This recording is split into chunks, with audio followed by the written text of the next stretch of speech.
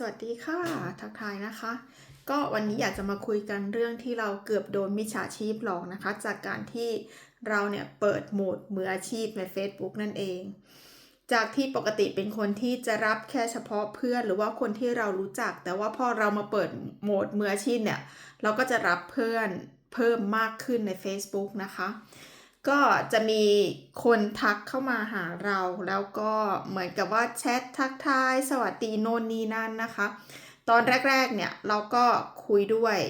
คือเราแค่ว่าสวัสดีค่ะเป็นยังไงอะไรอย่างเงี้ยถ้าเราว่างเนี่ยเราก็จะตอบจากการที่เขาเขียนข้อความส่งหาเรานะคะ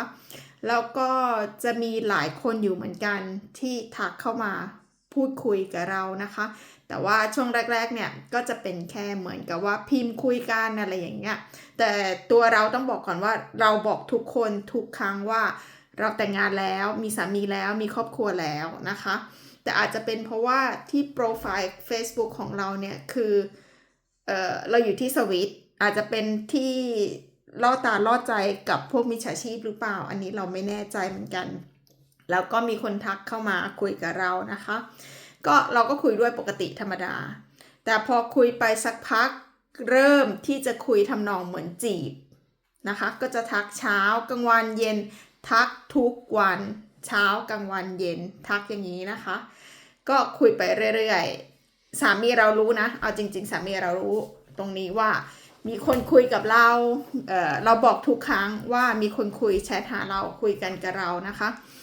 แล้วพอคุยกันไปได้สักน่าจะเป็นอาทิตย์เหมือนกันนะคุยแบบทักเช้ากลางวันเย็นเป็นยังไงกินข้าวหรือยังทำอะไรคือเรื่องเบสิกธรรมดาทั่วไปที่ทักถามกันคุยกันนะคะพอคุยไปได้สักพักหนึ่งเขาก็จะเริ่มพูดว่าเนี่ยเขาต้องไป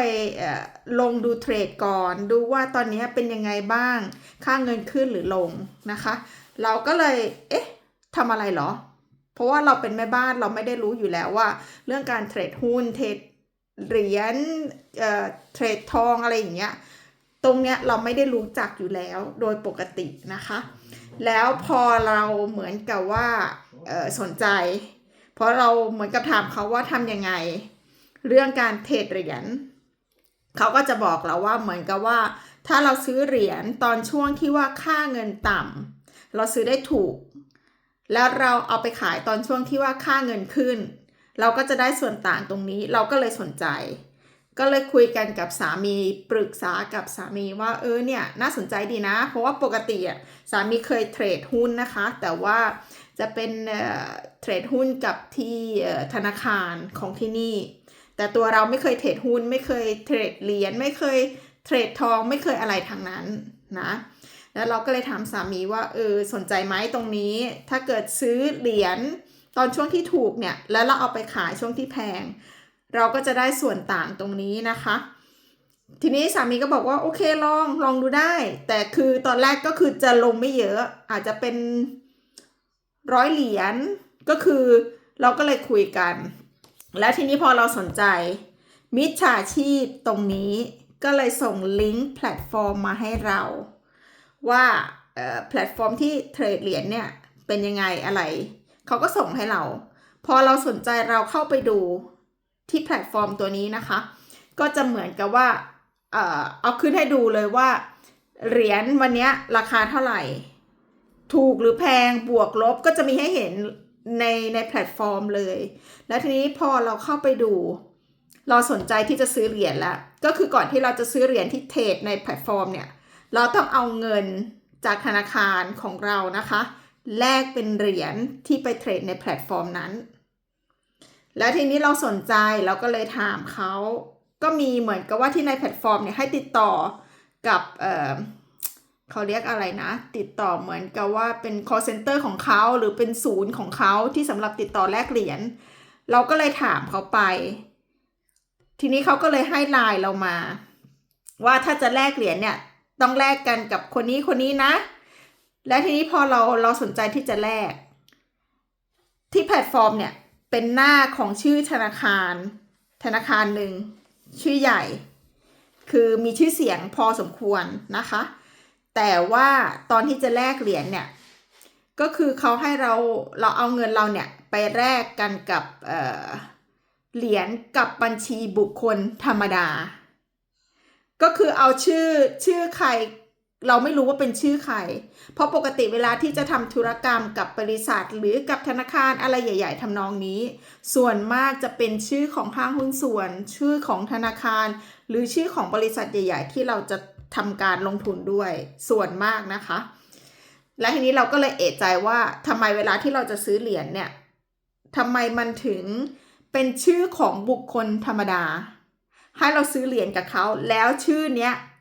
คือเหมือนกับเขาจะเร่งให้เราเร่งแบบว่าซื้อเหรียญถ้าเกิด15นาทีเราไม่ทำรายการตามที่เขาบอกก็คือบัญชีก็คือจะเปลี่ยนชื่อใหม่ทุก15นาทีบัญชีจะเปลี่ยนชื่อเป็นอีกคนหนึ่งให้เราไปซื้อเหรียญกับเขาตรงนี้เราก็เลยเอะใจนั่นเองทีนี้เราก็เลยว่าเอ๊ะทำไมปกติการลงทุนเนี่ยถ้ากับบริษัทใหญ่หรือกับธนาคารก็คือจะไม่ใช้ชื่อบุคคลธรรมดาอยู่แล้วอันนี้ก็เลยทำให้เราฉุกคิดทำให้เราเอะใจแล้วเราก็เลยคุยกับสามีว่าสงสัยจะเป็นพวกมิจฉาชีพแน่ๆดีที่เราฉุกคิดนิดนึงว่าปกติเวลาจะซื้อเหรียญจะเทรดเหรียญหรือจะอะไรเนี่ยถ้าเป็นโบรกเกอร์หรือเป็นอะไรเจ้าใหญ่ๆก็อาจจะเป็นเหมือนกับห้างหุ้นส่วนเป็นแต่ส่วนมากจะไม่ใช้ชื่อบุคคลธรรมดาโชคดีตรงนี้ที่เราเอะใจก็เลยไม่ได้ทำธุรกรรมตรงนี้นะคะก็เลยไม่ได้เสียเงินตรงนี้ไปก็อยากจะมาเล่าเป็นประสบการณ์ให้กับเพื่อนๆฉุกคิดนิดนึงนะคะเพราะว่าช่วงนี้ที่ Facebook เนี่ยเราเห็นว่าพวกมิจฉาชีพเยอะมากแล้วก็พวกที่ทักเข้ามาคุยเหมือนกับว่าทำนองจะจีบเหมือนเขาเรียกอะไรนะสแกมเมอร์ใช่ไหมพวกสแกมพวกแบบหลอกให้รักหรืออะไรอย่างเงี้ยก็คือเยอะมากก็ขอเตือนด้วยความหวังดีนะคะขอให้ทุกคนเล่น Facebook ด้วยความที่มีสตินิดนึงก็อยากจะฝากทุกคนด้วยค่ะสวัสดีค่ะ